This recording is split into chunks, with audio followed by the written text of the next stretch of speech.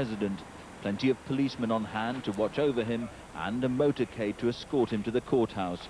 The hearing was adjourned almost as soon as it was started. There's talk of a deal which would allow the former president to appear before the Truth and Reconciliation Commission behind closed doors. The negotiations I have just heard relate to his appearance before the commission. We do not seek to humiliate him. We do not seek to prosecute him. But nothing is certain apart from the fact that the case has rekindled Mr. Botha's long-dormant political career. He's become something of a hero for many Afrikaners who are turning to him in growing numbers. He's become a sort of a symbol for probably 70–80% of all Afrikaners across the political lines as the one man with the guts, they think, to stand up to the ANC. P.W. Botha presided over some of the most violent years of the apartheid era. That is why the Truth Commission wants to talk to him. How much did he know about what his security forces were up to? We have had a lot of foot soldiers, of the old regime, speaking almost in their individual capacities, but we have not had the politicians, their masters, coming forward and taking responsibility for what happened. It's clear that both the Truth Commission and the government want to avoid what could be a very divisive trial. But any deal that even appears to let P.W. Botha off the hook will damage the Commission's credibility. George Alagaya, BBC News. George. A colony of termites capable of chewing through entire buildings has been discovered in Devon, and so far powerful insecticides have failed to kill them. Termites are commonly found in the south of France, but in recent years they've been moving steadily north, with growing numbers in Paris. But this is thought to be the first time the insects have been found in Britain. Saunton Sands is a beautiful part of the southwest. Its temperate climate makes it an ideal place for a retirement or holiday home. But the present guests in this one are uninvited and unwanted. In fact, some 4 years ago it was thought they'd been got rid of for good. Not so, because now they're back and they're hungry. Termites, thousands of them, have decided that this property near Barnstaple is good enough to eat, literally. The walls in the kitchen show the telltale trails of the nocturnal feasting by the wood-eating pests. Their natural home is southern Europe, but it's thought this infestation of the ant-like, earwig-sized insects began when some were imported on a pot plant by a previous owner some years ago. The first colony was found beneath a bedroom floor. This latest outbreak is in the kitchen. When we exposed it, there were tens of thousands of live termites. You've got to bear in mind these are a nocturnal insect. The minute they were exposed to the light, they ran down the timbers, out underneath the sand floor, which we've got over there, which is obviously where we think their nest actually is. Now it's exposed, you're not going to see the termites. They might come out at night, but nobody's actually been here to have a look at night. And this is the termite. There are more than 2,000 species, 100 times more destructive than woodworm. They're among the most damaging pests known to mankind. In Australia, huge mounds can contain millions of them. They can cut off power by eating through cables. In America, they cause more damage to property than floods and fires combined. So will Britain suffer as badly? Government experts say the North Devon infestation is small and poses little risk. But pest controllers first alerted to it say the building research establishment should have done more to eliminate it then. They recommend demolition as the best way forward now. The Environment Department says it's not aware of any other outbreaks in the UK. It's closely monitoring the situation. But local people fear that in the meantime, the termites may also be eating into the area's property prices. Clarence Mitchell, BBC News. And Dr. Tony Russell-Smith is an entomologist at the Natural Resources Institute in Chatham, specialising in insect pests. He joins me from there now. Dr. Russell-Smith, just how dangerous, or not dangerous, but how much damage can these things do? They can do a very great deal of damage. Although the individual insects are very tiny, as your reporter said, their colonies are very big indeed. They can run into tens of thousands, and it's a question of a lot of small mouths doing a great deal of damage over time. And what are they doing here? What they're doing is they're feeding on the timbers of the house, but what they do is they feed inside the timber, so that you don't actually see the insect, often until a great deal of damage has already been done. Well, what I really meant, well, that was a pretty frightening picture, but what I really meant is how they got to this country, do you think?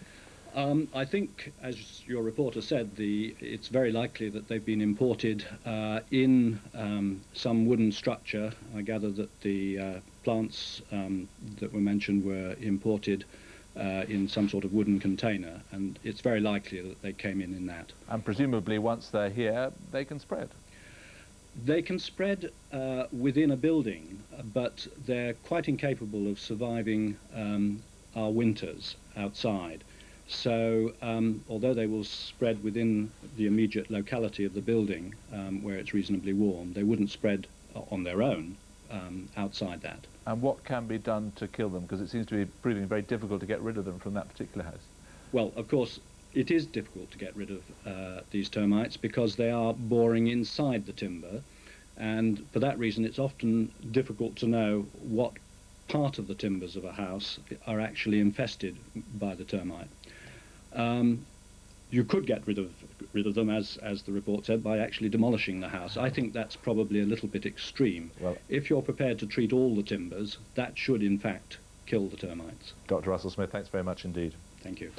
And that's all this Tuesday lunchtime from the 1 o'clock news. Good afternoon. Continue along swollen rivers, and it could be many more days before the waters finally subside. The rescue operation was continuing this morning, 4 days after the floods began. The latest victims, a couple of cats, stranded in the upstairs room of a house at Hemmingford Gray in Cambridgeshire. Here, as in other parts of the region, the water is still causing serious difficulties for householders. And this is actually devastating, and I think this must be one of the worst parts there is in the country, surely, because it's going to be so long before this water gets back into the river. Some say sandbags arrived too late, and sightseers using four-wheel drive vehicles to plough through the village created waves which surged through their homes. There's around about a foot of water in the house at the moment. It means we've got to evacuate, we're out. We don't know when we're going to come back in. The worst problem about things really was not knowing. It was the lack of information, really. Floodwaters are now receding. It's a small comfort to homeowners whose next hurdle is counting the cost of the damage. Melissa Jackson, Look East, Cambridgeshire. Many of the communities worst affected by the floods in this region seemed unprepared for the devastation. The government, Louis Late, struck a remarkably low profile on his way out of court. But then the head of South African rugby knows he's probably on the way out of his job too. The task of sounding jubilant was left to his lawyer. We can all lift our heads and feel very proud that we live in a country where the rule of law applies fully, where the courts are fully independent, and where they have the courage, and where the president himself display the courage to be prepared to come to court. Mr. Mandela's supporters didn't see it that way. Many were disgusted to see him forced here to defend his rugby inquiry. The government looks certain to appeal. The stakes were high in this case because Nelson Mandela came here personally to fight it. But he's not been humiliated, far from it.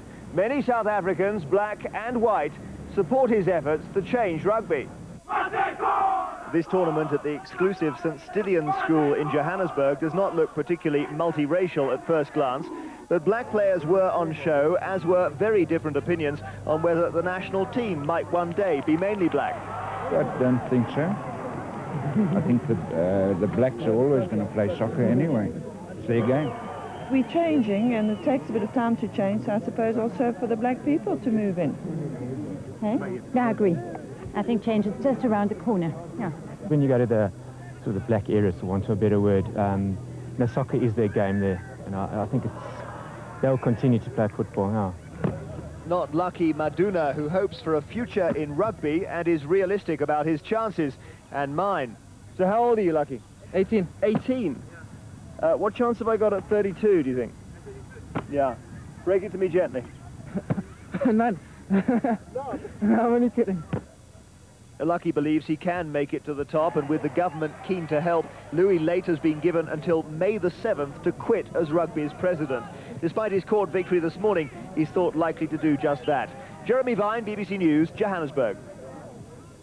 Women drivers look set to overtake men on the roads in the next 10 years. The number of women drivers is growing faster than the number of men, and some of them are no longer satisfied, apparently, with a second-hand Mini. They want fast, powerful cars instead.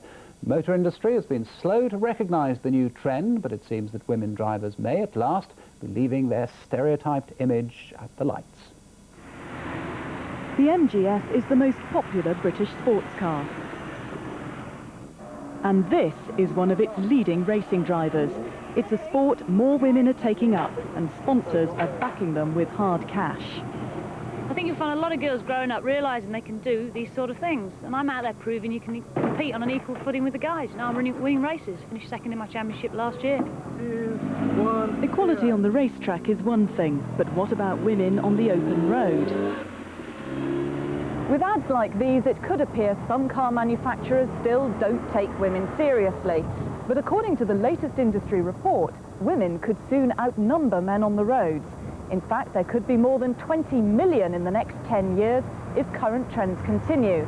And an increasing number are buying performance cars to express their growing social and economic independence. Lean, mean and undeniably macho, the TVR is perhaps the ultimate man's car. But the proportion of women owners is fast gaining on men, and dealers say they can't be ignored. Women driving a car like this undoubtedly would have had it bought for them by a man, a husband perhaps, a boyfriend, but now that's very different. I think maybe it's a case of having a sticker that says, it's mine, I paid for it, and a smaller one saying, and my husband's car is a Mini. Lovely. You'd have a Ferrari? I'd have a Ferrari, 355, I think. Even the programme most likely to compare torque with knicker elastic is taking an interest. Yeah, that's what I'm saying. 10 years ago, women used to be content with an ironing board and a second-hand Fiesta, and that just doesn't happen now. I mean, like 10 years ago, I'd walk into a room, they'd run out screaming. They might talk to me about track rod ends, and now, you know, they're coming over saying, hey, what's the new Mercedes like? What's the new Porsche like? It's great.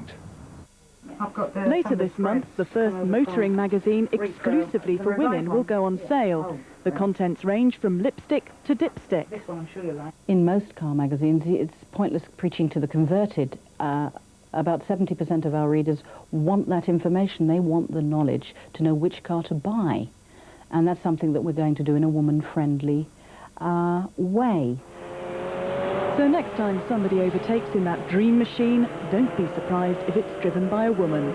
Jane O'Brien, BBC News. And at 27 minutes past 1, the main news again. There have been angry exchanges between rival unionists in Belfast over the Northern Ireland peace agreement.